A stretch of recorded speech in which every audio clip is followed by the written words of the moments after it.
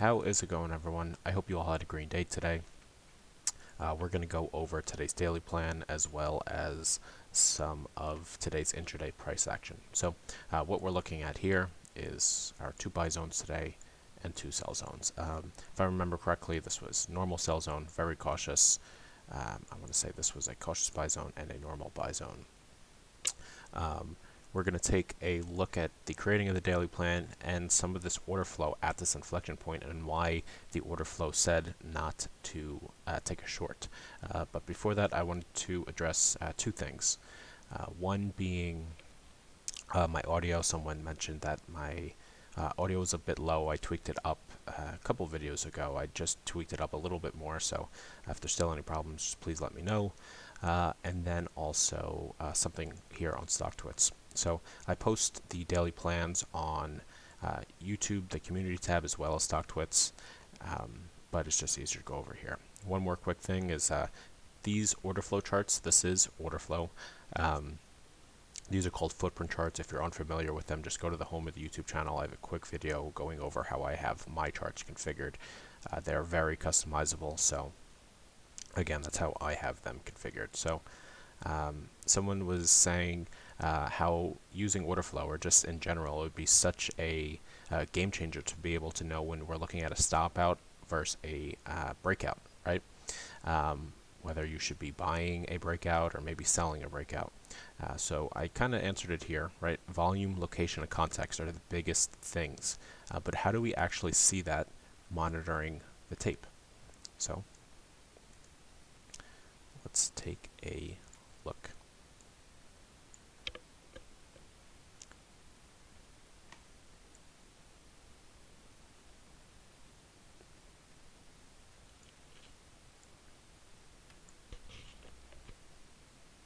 So, all right. Okay.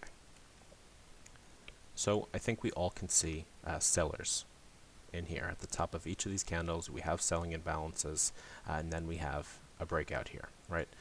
This is a breakout. Obviously, we've continued up. We've been trending up today, and we know in live, why is this going to be a breakout and not a stop out? Well, when we actually break out, we see these, thin volume nodes. Not a lot of volume is transacting here, okay? Why is this a thin volume node and not a whole bunch of higher volume nodes, right? This is the majority of this offer that was built in over here. We have selling imbalances towards the highs, right?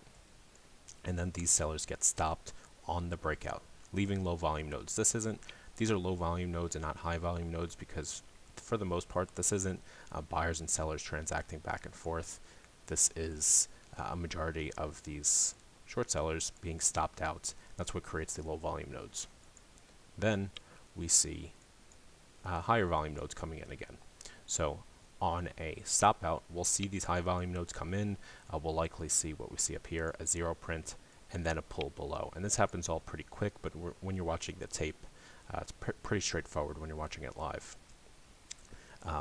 So that's what a stop out would be. But here on a breakout, it's just a continuation. You don't get that pullback. You'll have more sellers bake in right here trying to catch the top, and then we just continue up again and see them being stopped out on the tape. So when we look at the tape, let me just go, we can monitor this delta right here. And using this, we could see whether buyers or sellers are moving up or down on the tape in real time. I have videos, and we actually have a webinar coming out this month in the room about, it's a video of me going through the delta live and showing how we read it. But we've had, through our introductory series, we've spoken about how I use the delta. I have a live trading video on the site as well where I'm monitoring this in real time. Now, so that's a breakout. And we've been pretty one-directional with no big stop outs, but we can see one here. So we broke out from where this was where we're just looking, correct? No, nope, whatever. We broke out again, right? Just what chart traders call them? Bull flags, I guess. Garbage. What we see here is a bid, right? Bid is holding, bid is holding, bid is holding. But even though it's a trend day to the top side, that doesn't mean bulls will also get their stops taken. And that's what we see right here. We see a dip, zero print, no one else is willing to transact up here, buyers still active. We close here towards the highs, right? This is the majority of this bid, right? We stop out this bid, and then smart buyers will buy in here. And then on this candle is where you all see it. Zero print, no one else is willing to transact over here, right? We stopped out everyone who's there to be stopped out, double and buy and balance. We're continuing up. Hopefully that makes sense. So I just wanted to go over those two things. What's going on? So let's talk about the daily plan, starting with where I start my daily plans every day, and that is the TPO charts, also called market profile charts. Same thing. TPO stands for time price opportunity. So when you're looking at candlestick charts and they look at things such as time, or not time rather, I'm sorry, price. Market profile charts focus more on time, as time is a huge factor in the markets. So different things that we look at on the market profile chart is the tops of the profiles, right? Each one of these letters that you see, this grouping of letters is called a market profile. We look at the bottoms, value area high, value area low, where points of control are. And I understand that this may look intimidating when you're not used to this or don't know how to read them, but I promise you they're not at all. They're very simple to learn, and when you do know what you're looking at, just as I do in the mornings, you come here, get to your desk or office in the morning and check what the overnight TPO looks like, and you already know what the past few days or few sessions look like, so you just put that knowledge, that market generated information, into your current market sentiment so you know what's going on. So I already mentioned how we look at value area highs, lows, highs and lows of the profiles, the overall shapes as well as the profiles. I think I forgot to say that. We're looking at where is there structure to be cleaned, are we leaving structure behind, are we trading in balance, out of balance. All of these things are found out and seen on the TPO. From there, I come over here to my 4-hour chart, my favorite time frame. I believe for day traders, it has the best or most useful, I should say, information for us to be able to trade every day, or at least have a good understanding of the current market. So we're looking at an aggressive bid. Do we have a bid walking up on the tape as we do here?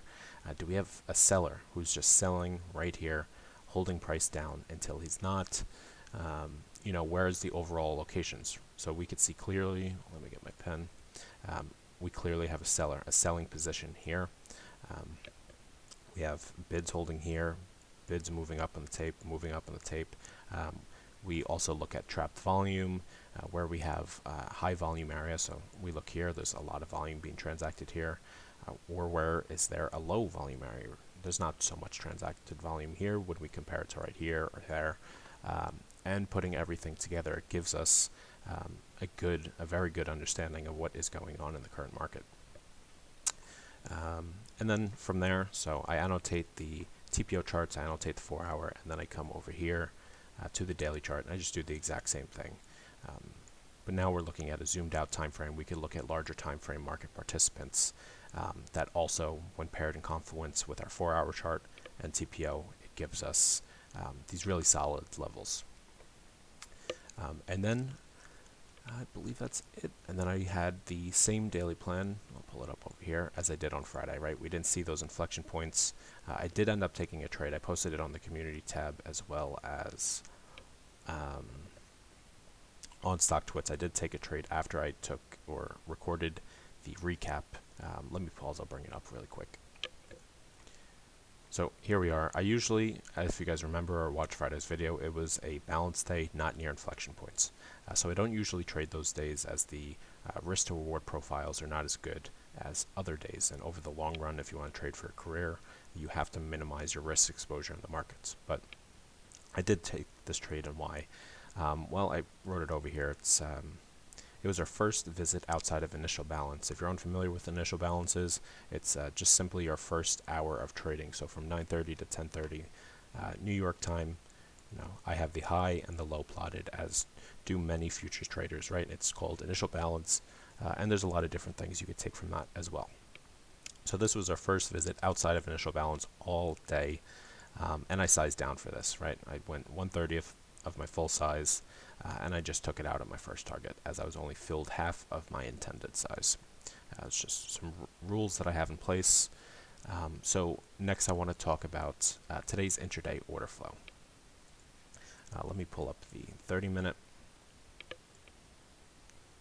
And if you guys are familiar with the daily plans I post, I have a few kind of risk disclaimers and also, or risk disclaimers, one of them being is, levels or zones are just that until the order flow confirms it, right? You're not taking a short at a zone just because you're trading at it, or maybe you're trading down here, trade into that zone. You're not going to go short. You're not going to go short just because we trade into the zone and see selling imbalances. Every trade needs a proper context and framework around it.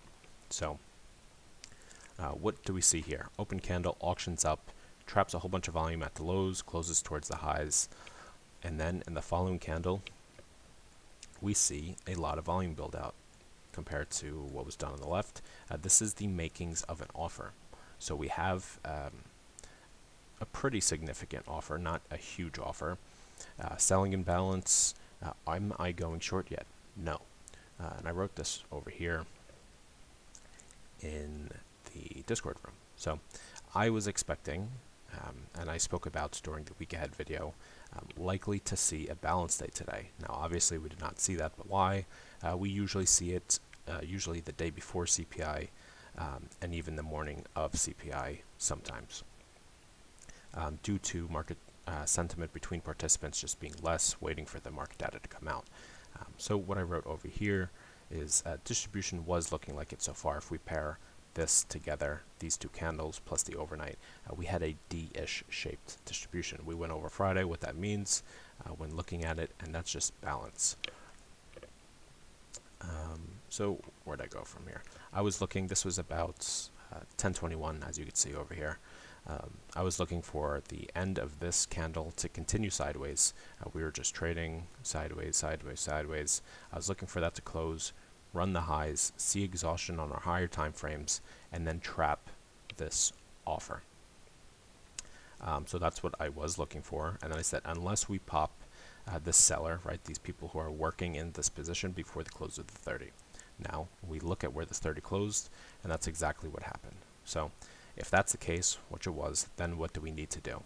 We'll need to watch to see if this offer is still trapped or not.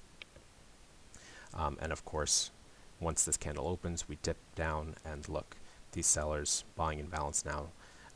Why do we see trapped participants create floors or ceilings?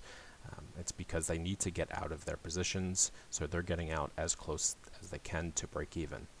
Not only that, but you'll have traders who trade high volume areas taking that trade as well. Candle closing at highs, still transacting at highs. So when we close at the highs, obviously we're transacting up here. We see there's no clear exhaustion. All signs are to avoid a short, right? And that's how order flow saves us from taking trades that we shouldn't. It gives us the context around our trades, and then you could have your own entry criteria for your framework of each of these trades. I too have my own entry criteria that I need on multiple time frames and different types of setups. I all share in the room. We have an introductory series going over TPO, footprint charts, market auction theory, how to use them all together, how I use them all together. So if you're interested, I'll leave my website link in the description. It's a very small room. It's going to stay a small room. I have no intention of running any type of big room. I just want to show people how I trade, have a small community of like-minded traders. It's a mentorship styled room, so everyone can ask questions. We have recaps after every single market session.